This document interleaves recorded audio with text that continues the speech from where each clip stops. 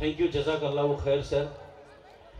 आप सबके लिए गुजारिश है कि है ना माँ बहनों अपने छोटे बच्चों को ना ये हरे मैट पर बिठाएं, ताकि है ना बाकी जो वालिदैन खड़े हुए हैं वो बैठ सके।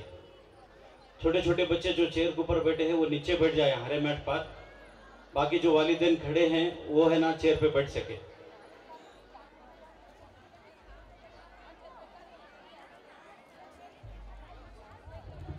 After this program, I would like to call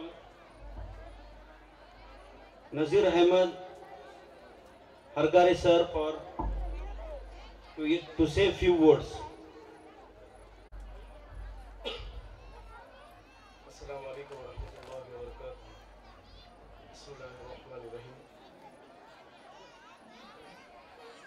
stage पे बैठे हुए सारे उलमा किराम और सारे खुसूसी मेहमान,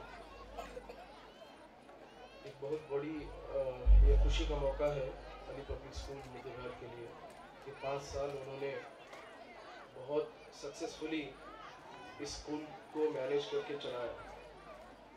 स्कूल को चलाना कोई आसान काम नहीं है। दूर से लगता है कि बहुत आसान काम है, क्या कर रहे हैं, बच्चों को एडमिशन करवा रहे हैं, फीस ले रहे हैं, टीचर्स को कम तनख्वाह दे रहे हैं, चला रहे हैं, फ़ायदा खाते बैठे हैं। ये नॉर्मल एक टेंडेंसी है पेरेंट्स के दिमाग में। लेकिन स्कूल चलाना उतना आसान काम नहीं है।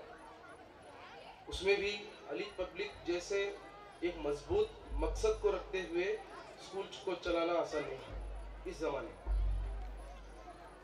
अली पब्लिक स्कूल का जो मेन बुनियाद मकसद है वो मॉडर्न एजुकेशन को बच्चों में लाना, बच्चों को प्रोवाइड करना, उनके ईमान को मजबूत करते हुए, ये उनका मेन मकसद है। जितने भी अली पब्लिक स्कूल हमारे कर्नाटक में या पूरे इंडिया में चल रहे हैं, जो अली पब्लिक स्कूल भटकल से चल रहा है, वहाँ से लेकर जितने भी स्कूल्स हैं, nearly they are having 140 schools around India, 140 school चला रहे हैं। उनका मकसद ये है कि मॉडर्न एजुकेशन मिले बच्चों को, लेकिन उनके ईमान पे ठेस न पहुंचे, क्योंकि हालात इतने खराब हैं। क्यों ये मकसद क्यों आया? हमको थोड़ा 100 साल पीछे जाना पड़ेगा। यहाँ पे मैं एक नज़ारे से थोड़ा खुश भी हूँ और थोड़ा गमगीन भी हूँ। यहाँ पे ख़वातीन बहुत सारे हैं, माएँ बहनें बहुत सारे हैं, लेकिन मर्द हजरात बहुत कम हैं। क्योंकि मर्द हजरात में सिर्फ स्कूल भेज दिया, फीस अदा कर दिया, खत्म, जिम्मेदारी खत्म समझे। बच्चा क्या कर रहा, बच्चा पढ़ रहा या नहीं, टीचर्स उसको पढ़ा रहे हैं, ये बेदारी जरा कम है मर्द हजरात में। तो इसीलिए पॉपुलेशन भी कम है। स्कूल का फंक्शन है, पूरे रेडी करो, जाओ, फंक्शन खत्म करके आ जाओ, हम अपने काम में बिजी रहेंगे। ये प्रॉब्लम है। ये प्रॉब्लम की वजह से स्कूलों में बच्चों का जो भी एवोल्यूशन हो रहा है, जो भी उनके परफॉर्मेंस में ऊपर नीचे हो रहा है, मर्द हजरात इससे कोई भी ताल्लुक नहीं है किसी चीज़ का। बहुत सारे मर्दों को तो ये भी मालूम नहीं है कि अपना बच्चा कौन से क्लास में पढ़ रहा है, ये होता है। तो मैं ये कह रहा था, थोड़ा हमको हिस्ट्री में पीछे जाना पड़ेगा कि ये मकसद क्यों है, क्यों बना है। हमको अगर हिस्ट्री पढ़ेंगे तो मालूम पड़ेगा कि एक मुल्क है जिसका नाम टर्की है। कुस्तुनतिनिया भी पहले उसको कहते थे। तो टर्की में सल्तनते उस्मानिया बहुत साल तक उसका राज चला, करीब बहुत हजारों साल तक उन्होंने वहाँ पे राज किया। एक सुल्तान थे, सुल्तान अब्दुल हामिद। उनके रूलिंग के बाद एक ऐसा मौका आया जहाँ पे पहली बार टर्की में टेलीग्राम का इंस्टॉल हुआ। टेलीग्राम एक बहुत बड़ा टेक्नोलॉजी था उस टाइम। टेलीग्राम हम लोग बहुत पुराने लोग जानते हैं कि उसके जरिए से मैसेज पास होता था, जैसे फ़ोन के जरिए से मैसेज पास होता है, उसके जरिए से मैसेज पास होता था। तो एक क्रिश्चियन पादरी ने, क्रिश्चियन का फादर जो होता है, उसने अमेरिका से आके उस टेलीग्राम को वहाँ पे इंस्टॉल किया। उससे खुश होकर सुल्तान अब्दुल हामिद के बाद जो सुल्तान थे, उनका नाम मैं भूल गया, तो उन्होंने उसको पूछा कि क्या आप इनाम के तौर पर क्या चाहिए आप? तो उस पादरी ने क्या पूछा रहेगा? बहुत सारे लोग पूछते हैं कि हमको सोना दे दो, जवाहरात दे दो, हमको ये इनाम दे दो, हम खुश हो जाएंगे। लेकिन उस पादरी का दूरंदेशी देखो, उसने एक माइनॉरिटी स्कूल की मांग की, एक क्रिश्चियन माइनॉरिटीज के लिए उसने एक स्कूल की मांग की, एक जगह की, स्कूल की भी मांग नहीं की हम स्कूल बना लेंगे, एक जगह की मांग की। उस जगह में उसने उसको दे दिया, उस सुल्तान ने खुश आकर उसको जगह दे दिया। उसमें वो भी जो कॉन्स्टेंटिनोपल का जो किला था उसके अंदर उसने जगह दे दिया। उसने स्कूल शुरू किया। मॉडर्न एजुकेशन, जो अमेरिकी एजुकेशन का जो पूरे तौर तरीके उस स्कूल में क्रिश्चियन को सिखाने लगे। इसका नतीजा क्या हुआ? जो भी मुसलमान थे वहां पे, टर्की में जो भी मुसलमान थे, वो उस स्कूल के तौर तरीके से इन्फ्लुएंस होने लगे, देखने लगे कि मॉडर्नाइजेशन आ गया, लोग अलग अलग से अच्छे अच्छे कपड़े पहन रहे हैं, एकदम मॉडर्न तरीके से बात कर रहे हैं। तो ये मॉडर्नाइजेशन की वजह से वहाँ के स्कूल, वहाँ के जो तलबा थे, मुसलमान तलबा, उन्होंने वहाँ के सरकार से अपील की, वहाँ के सुल्तान से अपील की कि हमको भी वैसे एजुकेशन दे दो, हम भी उस स्कूल में जाना चाहते हैं। तो कई प्रोटेस्ट हुए, वो हुए, ये होने के बाद बच्चों को उस स्कूल में पढ़ने की इजाजत दे दी। एक थोड़े साल के बाद, नियरली 6 इयर्स, आफ्टर 6 इयर्स एक बैच बाहर आया वहां से। तो जो मुसलमान बच्चे उन स्कूलों में पढ़कर बाहर आए, उन्होंने इतना बड़ा रेवोल्यूशन खड़ा कर दिया इस्लाम के खिलाफ। किसके खिलाफ? इस्लाम के ही खिलाफ।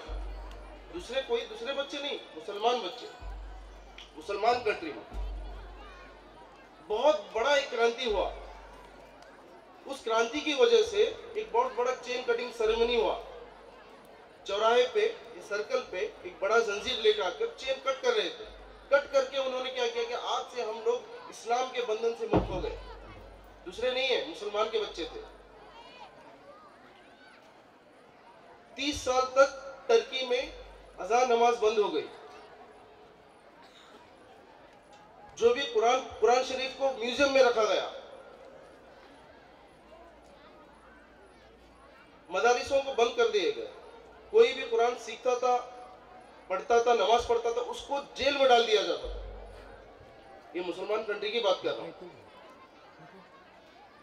एक स्कूल की वजह से इतना बड़ा नुकसान हुआ सिर्फ मुसलमान कंट्री। मैं बताने का मकसद यही है कि हम लोगों का जो मकसद है, अली पब्लिक स्कूल का मकसद है, ये होना नहीं है हमारे बच्चे, आज के छोटे बच्चे मुस्तकबिल में जाकर 10 साल के बाद हमारे खिलाफ ना खड़ा हो, हमारे दीन के खिलाफ ना खड़ा हो। ये हमारा मकसद है। मॉडर्न एजुकेशन जरूरी है। हमारे बच्चों को साइंटिस्ट बनाना है, हमारे बच्चों को आईएएस ऑफिसर बनाना है। हम हमारे मकसद में ही गड़बड़ी है। जैसे कि हमारे खुसूसी मेहमान बोल रहे थे कि पेरेंट्स का मकसद ये है कि अपने बच्चे उनको कमा कर दे, इंजीनियर बने, डॉक्टर बने और हमारी रोजी रोटी का जरिया बने। ये प्रॉब्लम है। तो इसीलिए हम हमारे मकसद को ठीक करें, हमारे मकासद को ठीक करें।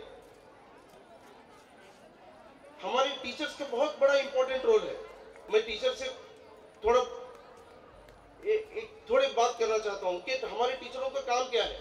हमारे स्कूलों में टीचरों का यही है कि हम लोग ABCD पढ़ा देते हैं, हम लोग जो सिलेबस है वो पढ़ा देते हैं, लेकिन हमारी सेल्फ इंप्रूवमेंट के बगैर हमारे बच्चों का इंप्रूवमेंट नहीं होगा।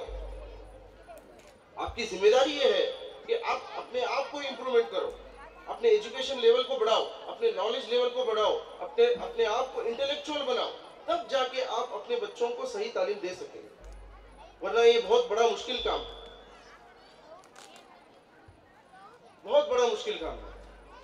तो टीचर जो भी है वो अपने कम्युनिकेशन को इंप्रूव करने की कोशिश करो, अपनी डिग्रियां बढ़ाओ, नए नए चीजों को आप सीखो, तभी जाके आप अपने बच्चों को सिखा पाओगे। सिर्फ यही नहीं है, हम लोग सिर्फ नौकरी के लिए हम लोग पढ़ाई नहीं कर रहे। हर बच्चे का अपना अलग दिमाग रहता है। अल्लाह ने हर बच्चे को अलग बनाया है। हर बच्चे की खासियत अलग है, उसको समझना टीचर्स की जिम्मेदारी है। हर पेरेंट्स का एक ही इरादा रहता है कि अपना बच्चा फर्स्ट रैंक है, नहीं, अपने खुसूसियत, अपने बच्चों की खुसूसियत को समझे, वो जिस फील्ड में इंटरेस्ट है उस फील्ड में उसको डाले। कोई बच्चा जॉब में है, कोई बच्चा आईएएस ऑफिसर बनेगा, कोई बच्चा बिजनेस करेगा, कोई बच्चा साइंटिस्ट बनेगा। हर बच्चों को नौकरी पे ही मत ढक लो। अगर बिजनेस करना है तो उसको अच्छा तिजारत सिखाकर उसको बिजनेस करवाओ। और हमारा मैनेजमेंट इतनी अच्छे तरीके से यहाँ पे स्कूल संभाल रहा है, इनकी जिम्मेदारी भी बहुत है। शैतान, नफ्स, ये सब धोखे में लाते हैं, कुछ इंतजार होते हैं। अल्लाह का करम है। ये 5 साल तक इन्होंने बहुत मजबूती के साथ इस इदारे को चलाया।